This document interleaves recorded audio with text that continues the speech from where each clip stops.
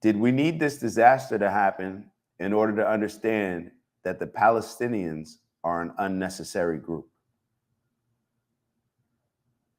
יקרה האסון הזה כדי להבין שהפלסטינים זאת קבוצה מיותרת, כדי To understand that it could be that what they need is a second. להבין שיכול להיות שמה שהם צריכים זה נכבה 2. Oh my God. אני לא נרדם טוב בלי שאני רואה בתים קורסים בעזה. מה אני אעשה? עוד בתים, עוד מגדלים, שלא יהיה להם לאן לחזור. אז אנחנו צריכים שיקרה האסון הזה כדי להבין שהפלסטינים זאת קבוצה מיותרת, כדי להבין שיכול להיות שמה שהם צריכים זה נכבה 2. אתה רואה אזרחים לפתוח באש, לפתוח, בוודאי, הם לא אזרחים. Now, this is the Young Turks. I'll be totally honest. If it wasn't Young Turks, or if it was a mainstream platforms, I'd probably be a little bit more skeptical. But perhaps this is November 2nd, 2023. So keep in mind the date. This is right after October 7th. If this is the mindset of the news, think about how the news impacts us. Now, when I say us, I'm not necessarily talking about maybe us, because I think we have a group that may not necessarily be as influenced by the news, but think about our parents. Think about how the news shapes the majority of Americans when it comes to politics, how you see a particular politician, how you see a particular issue in America that may be big, how you see immigration, how you may see social programs, how you may see these different things. In a lot of ways, the media has shaped our perspective on how we see the world. It's just now with the social media outlets with X and TikTok exposing a lot of the things that was censored previously in order to keep us controlled and to manipulate us into only thinking certain things. So we understand the power of mainstream news. So when you have your mainstream news outlets, and once again, I'm taking the translations and the closed captions to be exactly what it is that is showing up on the screen. I don't speak the language, so therefore there's no way for me to actually confirm that this is what they're saying. Now, some people may say, perhaps I should have asked, somebody, perhaps, but we're going to look at it and respond to it. And if it is different, then we'll come back and acknowledge that. I just want y'all to look at it again. I'll read it in case people can't read it. It says, I don't sleep well unless I see houses collapsing. What am I going to do? More betting, עוד מגדלים, שלא יהיה להם לאן לחזור. They shouldn't have anywhere to return to. They shouldn't have anywhere to return to. This next person, this lady. Did we need this disaster to happen in order to understand that the Palestinians are an unnecessary group? יקרה האסון הזה כדי להבין שהפלסטינים זאת קבוצה מיותרת, כדי To understand that it could be that what they need is a second. להבין שיכול להיות שמה שהם צריכים זה נכבה 2. אתה רואה אזרחים לפתוח באש, בוודאי. So I want to address the part with the second Nakba real quick. First and foremost, want to give a huge shout out to everybody that continues to tap in with us, like and subscribe and join our community. If you haven't already, please make sure that you do. We look forward to engaging in some dope combo with you that can help us all elevate. So like, subscribe, and maybe even share the video if you're feeling real generous. On that note, we'll let you get back to the video. See you soon. Because some people may not know what that is, and I'm not totally familiar. I'm familiar with it, but just to be clear, the Nakba is an Arabic word meaning catastrophe or disaster. In the context of the Israeli-Palestinian conflict, the Nakba refers specifically to the displacement and dispossession of Palestinians during the 1948 Arab-Israeli War and the events leading up to it. So this lady is saying they need another Nakba. So another catastrophic disaster that would displace more Palestinians. I guess that's what she's saying that they need. So what should they do? Open fire. Open fire. Shoot at civilians, question mark? Of course. They're not civilians.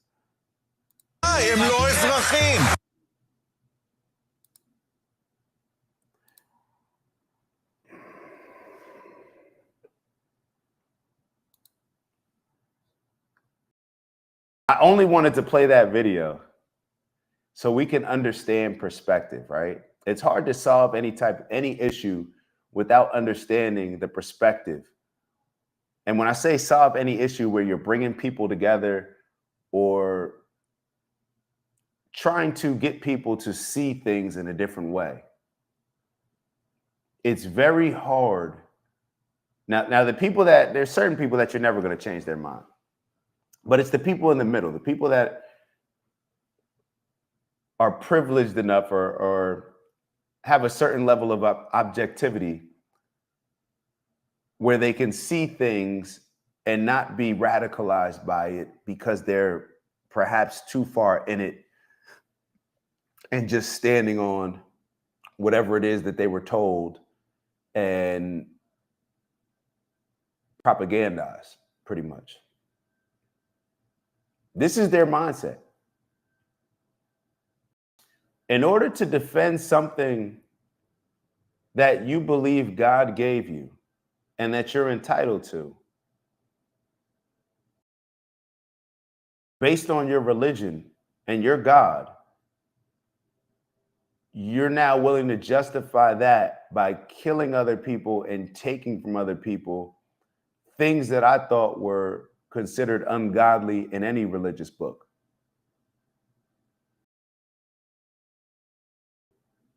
And this is where the hypocrisy comes into play for me all the time.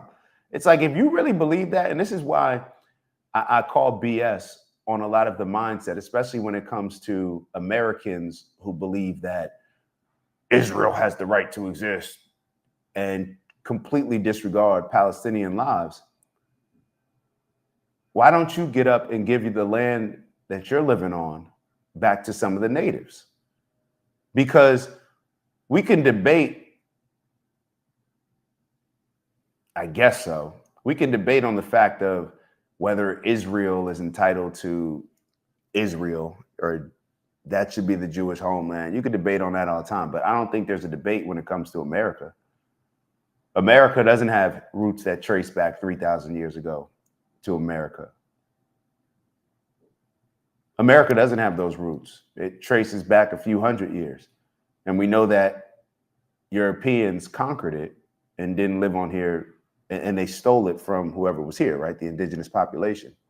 So if you believe so much in you getting the land back that was stolen from you perhaps 3,000 years ago, whatever it is that Israelis are claiming, then isn't it pretty hypocritical that you're not at the same time using that same energy to stand on America giving back the land that was taken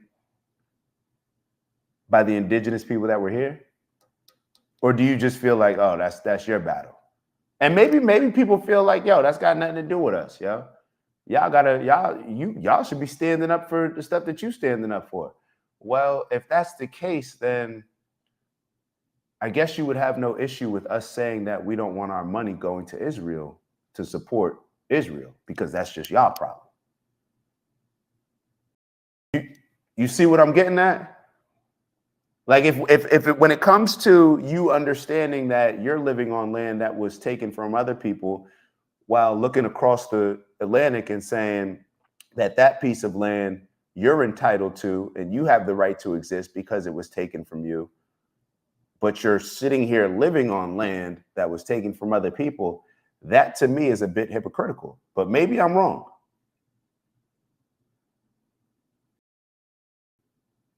Maybe I'm wrong. And if you're sitting here saying, like I said, oh, well, y'all don't stand up and fight for your own land to come, you don't fight for your land to get it back. So therefore, that's your issue. Okay, cool. Well, we're going to use the resources instead of us voting on giving you resources to fight for your land. Is it okay with y'all if we vote to keep those resources here so we can figure out what's going to happen on our land? All right, let's move on. I thought so. I heard the silence in the room. All right, let me make sure I'm keeping up with a few different comments here and there. All right, so Steve wrote, the first casualty of war is the truth. I like that. And Unc wrote, oh, that's the key word, entitlement. Just because you have the biggest stick or the better weapon does not give you the entitlement to use that weapon against the person that doesn't have a weapon at all. That's what it comes down to. So, and this is the thing. If we want to embrace the fact that we were conquered or different people were conquered, this is our land. We conquered it from y'all. Deal with it. If you want to have that mindset, cool. But keep that energy consistent. If you want to have the energy, this is our land, we conquered it, it is what it is, we took it from y'all, now y'all deal with it, then you can't then be upset when people respond however they feel they need to respond to in order to conquer the land from you all back. But obviously me saying that, that's not a godly perspective. That doesn't feel godly. That doesn't seem right to say on any, it doesn't seem aligned with what any spirituality or religion should promote. So perhaps instead of doubling down on the religions and justifying the actions of today with the wars of yesterday and the religions of, instead of justifying things that are done now with things that were done in the past, perhaps we should update and upgrade as we've upgraded, right? We've upgraded every single other aspect of life. We want to upgrade our car. We want to upgrade our technology, our buildings. We want to upgrade everything. But when it comes to religion, we fight to rationalize not upgrading with common sense.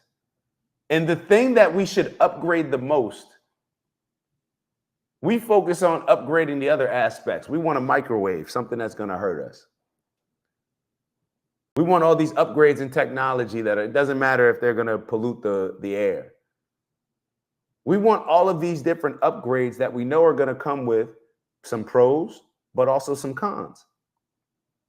Rather than us upgrading the one thing in our lives that it would be most important to upgrade, which is the way that we live our life and the way that we connect with one another as humanity.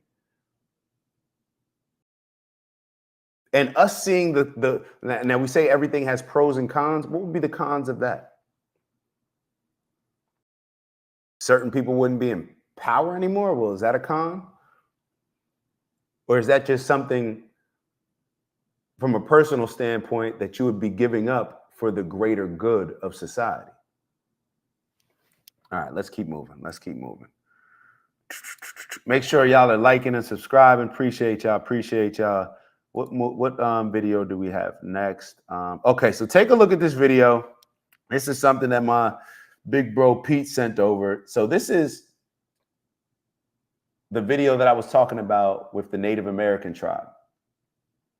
And it's funny, Unc, that you wrote the comment that you just wrote, because to segue into this new topic, I wrote down in my notes, power doesn't dictate leadership. Power does not dictate leadership, does not dictate entitlement. It's just power. You could take it, but that doesn't mean you were entitled to you. That's why you took it. You just bullied your way into it. Cool. We keep hearing people compare this current war. So this is the whole, let's take a look at this video. Let me stop talking. Let me just pull up the daggone video. All right. Let me share the screen. Hold on one second.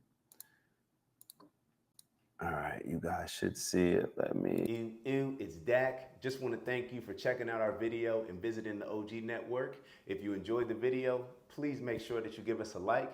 And if you're looking to join a community of inspired individuals striving for purposeful abundance, subscribe.